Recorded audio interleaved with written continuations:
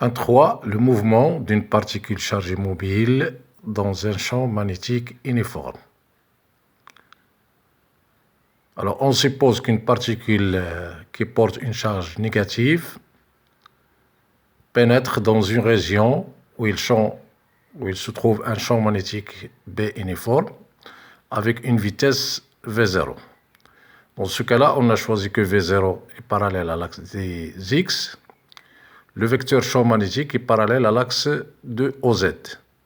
OZ, il est dirigé vers vous, donc il est représenté par un point, est perpendiculaire au plan OX, OY, c'est-à-dire le plan de la feuille. Par contre, le vecteur champ magnétique, il est parallèle à OZ, mais il est de sens contraire. C'est pour cela qu'on l'a représenté par une croix. Le repère OX, OY, OZ, on le suppose galiléen. Tout d'abord, appliquons la règle de la main droite pour déterminer la force magnétique à l'instant t égale 0. Alors, puisqu'on a Q est négatif, donc le vecteur QV0 est opposé à V0. Donc, comme ceci. Le vecteur champ magnétique, il est entrant, c'est-à-dire perpendiculaire. Donc, la paume de la main, il voit le papier, et le pouce tendu dirigé vers le bas. Donc, la force magnétique est dirigée vers le bas. Alors, l'étude a pour but de déterminer la nature du mouvement. Alors, on suppose tout d'abord que le poids de la particule chargée est négligeable devant la force de Lorentz. On peut vérifier ça par calcul. Passons à l'application de la deuxième loi de Newton, qui dit la somme des forces extérieures est égale à MHG, donc est égale à MA, puisqu'il s'agit d'une particule qu'on peut la considérer comme un point matériel. On a donc, d'après la deuxième loi de Newton, F est égal à MA, et d'après l'expression de la force de Lorentz, F est égal à QV vectoriel B, ce qui implique que A est égal à Q sur MV vectoriel B. D'où on a A est perpendiculaire au plan formé par V et B, c'est-à-dire A elle est perpendiculaire à V et perpendiculaire à B. Exploitation de ce résultat. Alors, puisque A est perpendiculaire à AB et B est parallèle à OZ, donc A elle est parallèle, bien perpendiculaire à OZ. Par conséquent, la projection de A sur l'axe de Z vaut 0. Donc AZ égale 0. Par conséquent, VZ égale constante. D'après les conditions initiales, VZ égale 0. Donc il n'y a pas de mouvement de la particule sur l'axe de Z. Le mouvement donc se fait dans le plan X ou Y qui est perpendiculaire aux lignes de champ magnétique. Donc la première exploitation montre que le mouvement est un mouvement plan. Deuxième exploitation. Alors puisque A est perpendiculaire à V, donc le produit scalaire entre A et V est nul. Le mouvement est donc uniforme. Sa vitesse, elle reste constante en module, et cette constante, il vaut V0. Troisième exploitation, utilisons la base de Freinet, UN. Alors, avec V égale VU, A égale AT, U plus AN, N, en général. Alors, puisque le produit scalaire entre A et V est égal à 0, donc AT égale 0.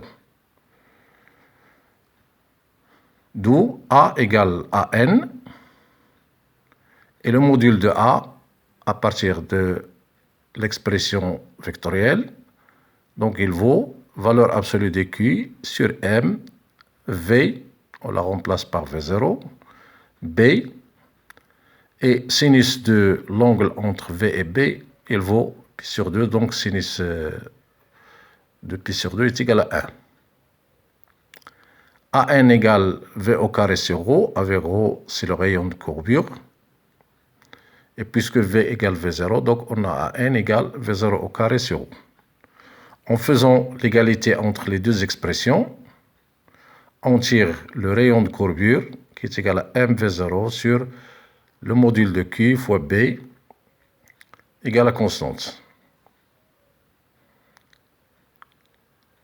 Alors, puisque le rayon de courbure est constant, donc la trajectoire est un cercle. Conclusion, toute particule chargée qui entre dans un champ magnétique uniforme avec une vitesse initiale V0 perpendiculaire à B décrit un mouvement circulaire uniforme de rayon R égale mv0 sur la valeur absolue de Q fois B. Alors M étant en kilogrammes, V0 en mètres par seconde, B en Tesla, Q en coulomb, donc R est donné en mètres. Ici, j'ai représenté les deux cas. CQ est négative, donc F0 elle est dirigée vers le bas, donc la trajectoire, c'est un cercle ou bien une portion de cercle, la déviation se fait vers le bas. Si la charge est positive, la déviation se fait vers le haut.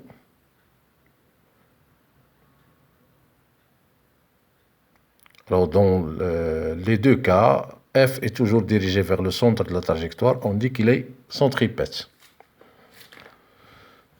Deux remarques à la fin de ce paragraphe.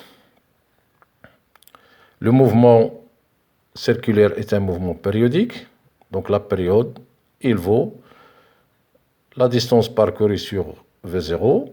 La distance parcourue pendant une période, c'est le périmètre d'un cercle.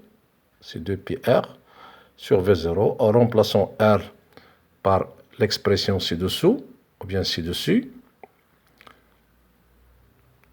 On trouve que T égale 2π, valeur absolue de Q fois B sur M, indépendance qui est indépendante de V0. Deuxième remarque, si le vecteur V0 n'est pas perpendiculaire à B. Dans ce cas-là, on peut décomposer le vecteur vitesse V0 en deux composantes, une qui est parallèle aux lignes du champ, l'autre qui est perpendiculaire aux lignes du champ. Pour le vecteur vitesse V0 parallèle, on a un mouvement rectiligne uniforme, et pour le V0 perpendiculaire, on a un mouvement circulaire uniforme. Donc le mouvement global est un mouvement hélicoïdal, comme vous le voyez en dessous. Merci.